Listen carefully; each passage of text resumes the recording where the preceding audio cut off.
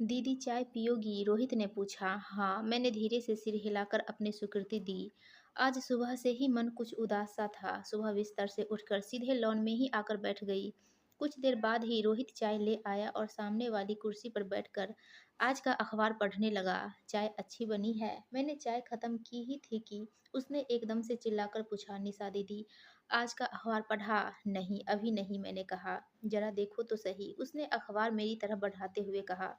मैंने भी उत्सुकतावश शीघ्रता से उससे अखबार छीनते हुए पूछा, ऐसा क्या लिखा है? और मैं अखबार का प्रथम पृष्ठ देखने लगी। ओह माय गॉड, ये क्या हो गया? ऐसा नहीं होना चाहिए था। रोहित अपने में ही बड़बड़ाता जा रहा था, पर मुझे तो जैसे सांप सूंघ गया था।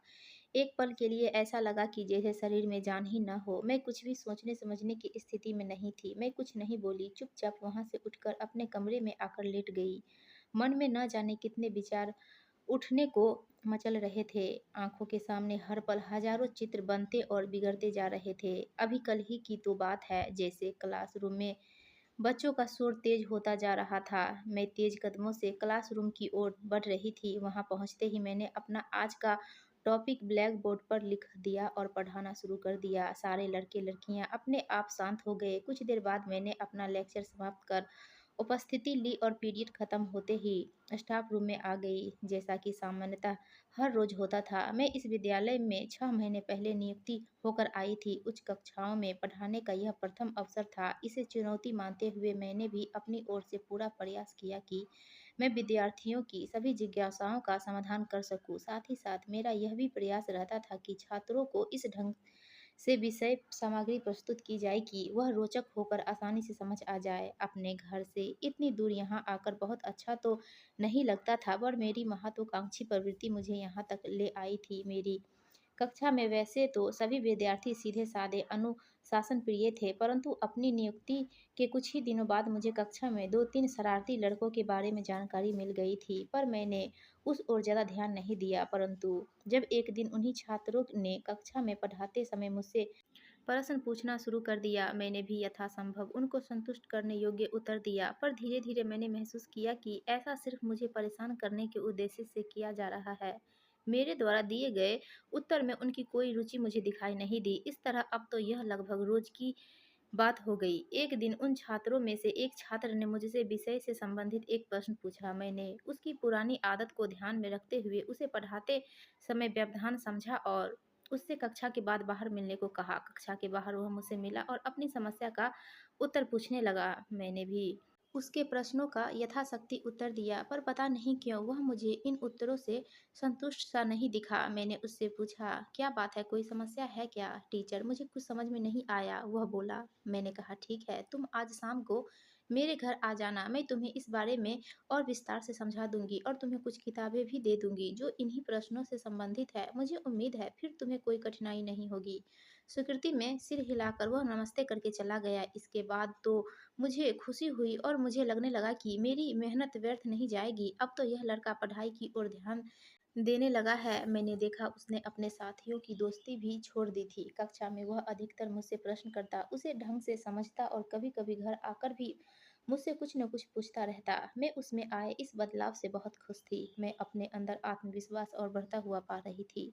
उस दिन रविवार था। मैं भी देर से सोकर उठी थी। हफ्ते भर के बाद एक यही तो दिन था जिस दिन मैं थोड़ा तनाव मुक्त रहकर आराम करती, कुछ अपने मनपसंद कार्य करती और अगले दिन के लिए फिर तैयार होती। अभी दोपहर के करीब 2 बजे थे। मैं थोड़ा सोने की तैयारी में थी कि दरवाजे पर दस्तक सुनाई दी। इस समय कौन होगा, यही सोचती हुई मैं दरवाजा तक पहुंची। कौन है? मैंने पूछा। जी, मैं नीरज। आज इसको क्या समस्या आ गई? आज तो वैसे भी रविवार है और आज के दिन बच्चों का पढ़ाई में तो कम ही मन लगता है। मैं यह सोचते-सोचते दरवाज़ा खोलने लगी। अरे तुम आओ, अंदर आओ, मैंने उससे कहा। कहो क्या बात है? पर वह कुछ नहीं बोला, बस मुझे देखे जा रहा था। मैंने फिर पूछा, नीरज क्या बात है बताओ? Many many happy return of the day teacher. यह कहते हुए उसने एक लाल गुलाब मेरी तरफ बढ़ाया। मैं थोड़ा अकचकाई और पूछा, तुम्हें कैसे मालूम कि आज मेरा जन्मदिन है? सॉरी टीचर, कल आपके घर से विद्यालय में यह पत्र आया था जो मैंने आपकी इजाज़त के बिना खोल लिया। उसी से यह पता चला कि आज। वह इतना बोलकर रुक गया। ओह! मुझे तो याद भी नहीं था। अच्छा, थैंक यू वेरी मच। पर आगे कभी ऐसा मत करना। दूसरों के पत्र बिना इजाज़त पढ़ना गलत बात है। जी teacher, I am sorry teacher.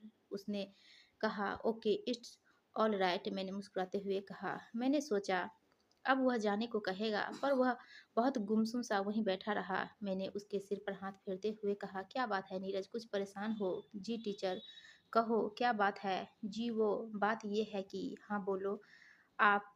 हाँ मैं क्या? आप मुझे बहुत अच्छी लगती है।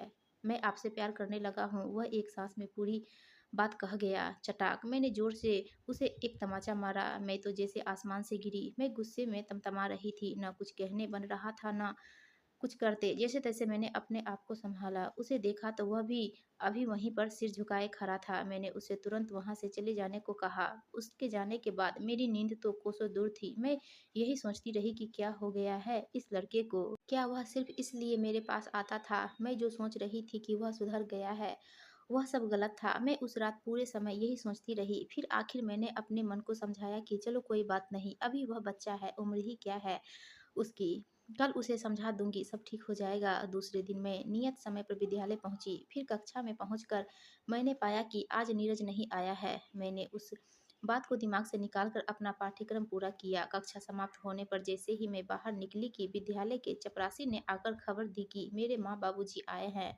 मैंने प्रिंसिपल साहब से आधा दिन की छुट्टी ली और जल्दी से घर पहुंचने का सोचकर ऑटो रिक्शा कर लिया। घर पहुंचने पर मैंने देखा कि वहां तो कोई नहीं था। आसपास देखते हुए मैं गेट होकर घर के दरवाजे तक पहुंची। वहां देखा तो ताला ज्यों का त्यों लगा था। मैंने अपने पड़ोसी से पूछा कि कोई आया था क्या। उन्होंने भी अनभिज्ञता जाहिर की। शायद माँ बाबूजी मुझे देर होने के कारण विद्यालय ही ना चले गए हों। यही सोचकर मैंने भी विद्यालय वापस जाना ही उचित समझा और मुड़कर जाने लगी कि अचानक मेरी नज़र सामने गेट पर खड़े नीरज पर गई। नीरज तुम? मैंने पूछा। तुम आज विद्यालय क्यों नहीं आए? जी टीचर, मेरी तबीयत खराब है, उसने कहा। तो फिर घर जाकर आराम करो, यहाँ क्या कर रहे हो? जी आपसे बात करनी थी, उसने कहा। क्या बात करनी है? और तुम्हें यह कैसे मालूम कि मैं इस समय घर पर हूँ? मैंने जोर से पूछा। जी यह खबर मैंने ही आप तक भिजवाई थी कि आपके माँ पिताजी आ रहे हैं। दरअसल मुझे डर था कि आप आज कक्षा में सबके सामने मेरा अपमान न कर दे, इसलिए मैं आज वहाँ नहीं आया। पर आपसे बात करनी थी, इसलिए ऐसा करना पड़ा। वह जल्दी से इतना कुछ बोल गया। मेरे गुस्से की तो कोई सीमा नहीं थी। जरा सा लड़का और इतना दिमाग। मन में तो आ रहा था कि उसे कान पकड़कर विद्यालय ले जाओ, पर पता नहीं क्या सोचकर मैं ऐसा नहीं कर पाई। लेकिन मैं अंदर ही अंदर उबल रही थी। तुम्हें शर्म नहीं आती ऐसा करते हुए? और सुनो, मुझे तुमसे कोई बात नहीं करनी। आगे से तुम मुझसे मिलने की कोशिश भी मत करना। ये सब और कुछ नहीं, तुम्हारी उम्र का तकाजा है। इन सब से ध्यान हटाकर पढ़ाई पर ध्यान दो। तुम्हारी परीक्षा सिर पर है। इतना कहकर मैं तेज कदमों से वहां से चली आई। उसके बाद 2-3 बार इसी तरह उसने कुछ न कुछ करके मुझसे बात करने की कोशिश की, पर मैंने हर बार उससे बात करने से इनकार कर दिया। इसके पश्चात विद्यालय में परीक्षा शुरू हो गई। परीक्षा समाप्त होते ही छुट्टियों में मैंने घर जाने की तैयारी शुरू कर दी। इस बीच नीरज भी कहीं नजर नहीं आया। मैं अपने आप को मानसिक रूप से बहुत तनाव मुक्त महसूस कर रही थी कि शायद वह समझ गया। मुझे आज घर जाना था। ट्रेन अपने नियत समय से 3 घंटे विलंब से आ रही थी। अभी तो काफ़ी समय है, यह सोचकर मैं थोड़ा आराम करने के लिए लेट गई। लेटी ही थी कि झपकी लग गई। थोड़ी देर बाद नींद खुली तो देखा घड़ी पौने 4 बजा रही थी, यानी ट्रेन आने में सिर्फ 15 मिनट बाकी है। मैं हड़बड़ी में ऑटो रिक्शा लेकर स्टेशन पहुंची। ट्रेन आ चुकी थी। जल्दी से दौड़कर मैंने अपना सामान ट्रेन में चढ़ाया और खिड़की के तरफ वाली खाली सीट देखकर वहीं बैठकर चैन की सांस लेने लगी। कुछ ही पलों में वह मेरे सामने था। वह खिड़की के पास आकर बोलने लगा, टीचर प्लीज एक बार मेरी बात सुन लीजिए। प्लीज टीचर, एक बार, सिर्फ एक बार। ट्रेन की गति धीरे धीरे तेज होती जा रही थी। मैं कुछ नहीं बोली, शायद आसपास के लोगों के कारण। मैं जानती थी यदि मैंने उससे कुछ बोलना शुरू किया तो मैं अपने पर नियंत्रण नहीं रख पाऊंगी और एक सार्वजनिक स्थल पर इस तरह का व्यवहार अशिष्टता होगी। यही सोचकर मैं चुप रही। वह दौड़ता हुआ यही बात दोहराता रहा। मैं सिर्फ उसे देखती रही। उस क्षण वह मुझे बहुत बेबस सा लगा। इस बीच ट्रेन प्लेटफॉर्म छोड़ चुकी थी।